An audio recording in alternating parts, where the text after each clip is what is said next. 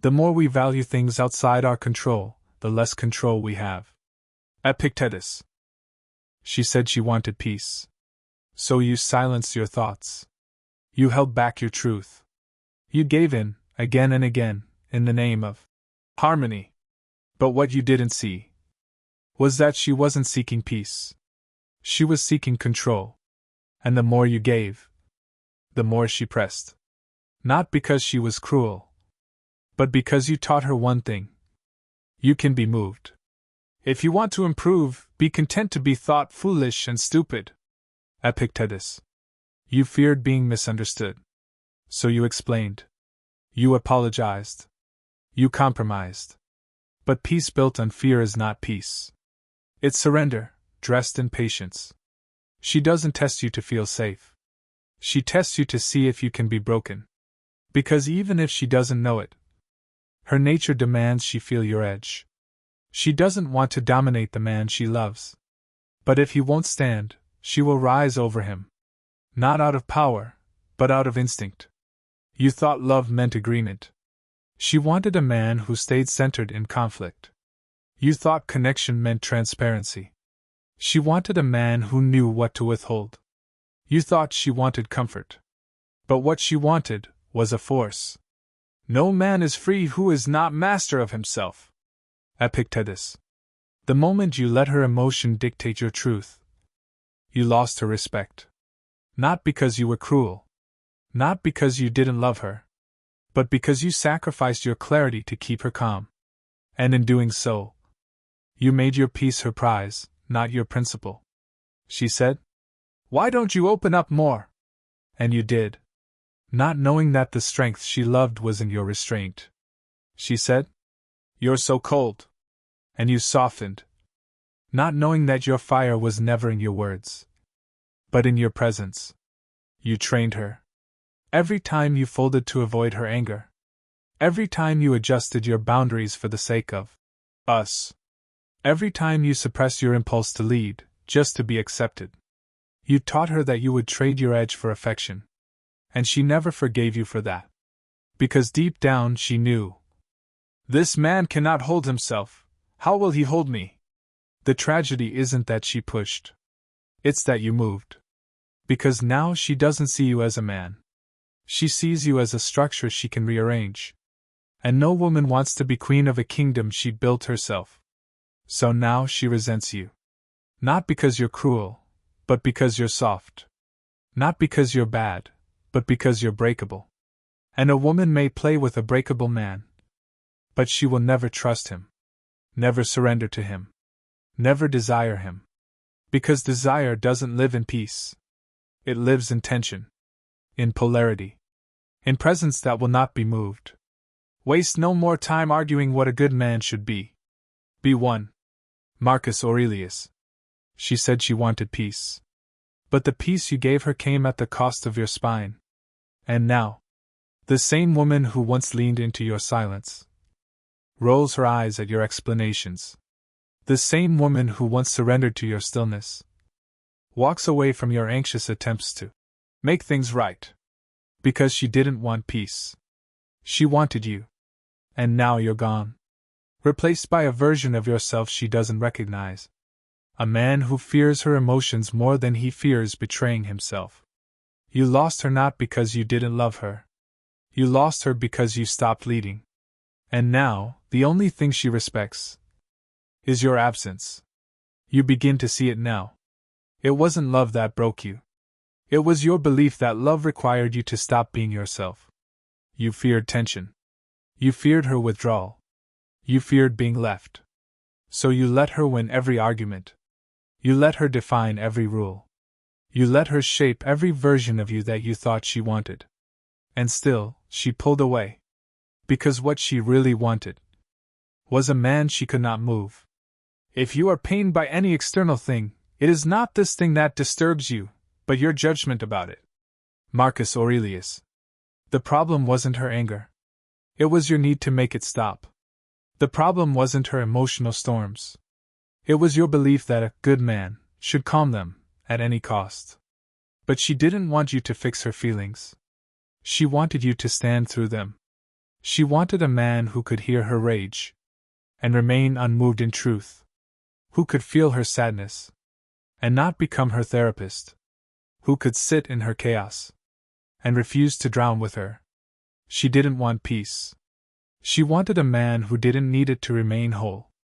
You used to think silence meant danger. Now you know. Silence is power.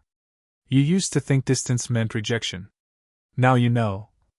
Distance is her test, not her truth. You used to think intensity meant love. Now you know.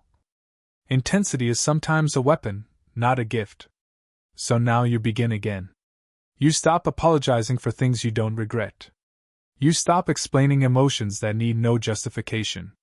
You stop fearing her reaction and start observing it.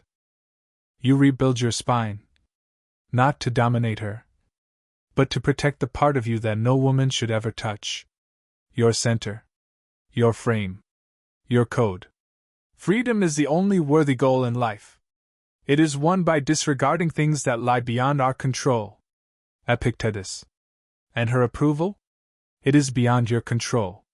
So you release it. You stop performing. You stop pleasing. You stop managing her reality. You live in yours, fully, completely, immovably. Now when she tests you, you don't panic. You remain present. Now when she withdraws, you don't chase. You continue your path. Now when she doubts, you don't over-explain. You trust your integrity to speak for itself. Because she doesn't want control over you. She wants a reason to let go of hers. She wants to feel your gravity. She wants to feel your line. She wants to know, if I lose control, will you still hold yours? And when you do, she finally rests. Not because you silenced her feelings, but because you refused to silence yourself. You once confused her chaos with threat. Now you see it as invitation. Not to surrender, but to stand.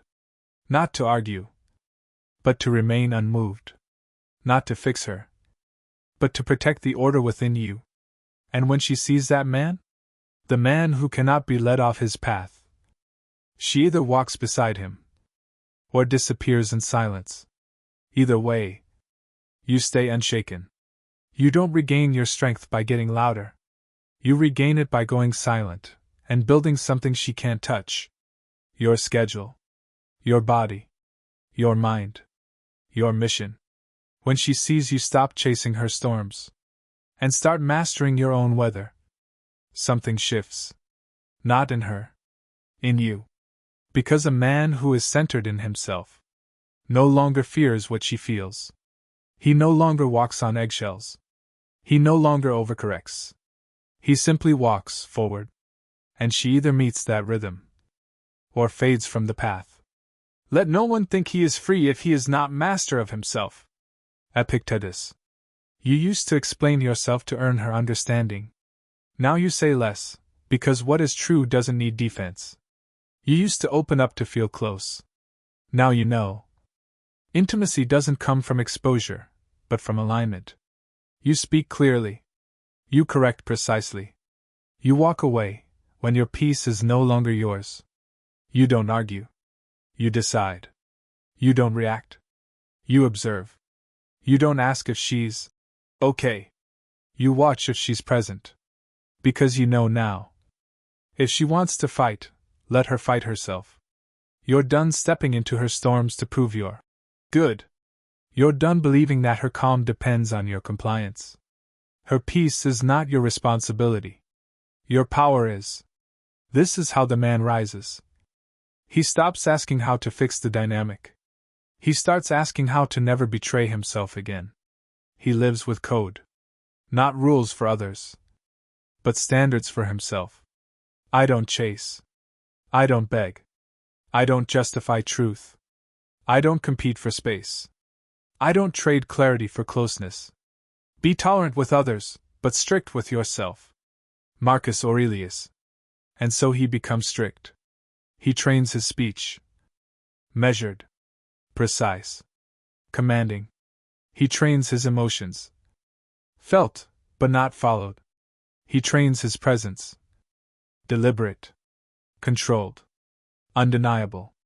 She can no longer move him, not because he's numb, but because he is anchored. She says, "You don't open up anymore." He replies, "I only open to what can hold it." She says, "You're different." He replies, "I'm finally me." She says nothing, but stares longer than she ever did when he was pleasing her. Because now, he's no longer trying to win her. And that's when she begins to respect him again. Not because he's charming. Not because he understands her. But because he has become the man who makes no one his center, except himself. And that man is rare. And rare things don't chase. They attract, or they move on. She used to dominate the space. Now she enters his space. She used to test. Now she checks herself first. She used to lead. Now she follows. Not because he demanded it, but because she can feel. This man leads something bigger than her, himself. Stop whatever you're doing for a moment and ask yourself, am I afraid of death because I won't be able to do this anymore? Marcus Aurelius. And so he lives as if every minute matters. He does not spend it in arguments. He does not waste it explaining emotions. He does not surrender it to moods. He builds. He sharpens. He decides. And in doing so, he becomes untouchable. She doesn't want peace. She wants a man strong enough not to need it. Because only in the presence of that power can she finally put her weapons down. Not because he tamed her, but because she no longer needs to test his spine. She sees it. She feels it. She respects it. And if she doesn't, he lets her go, without flinching. Because the man who doesn't need her approval is the man she would follow anywhere.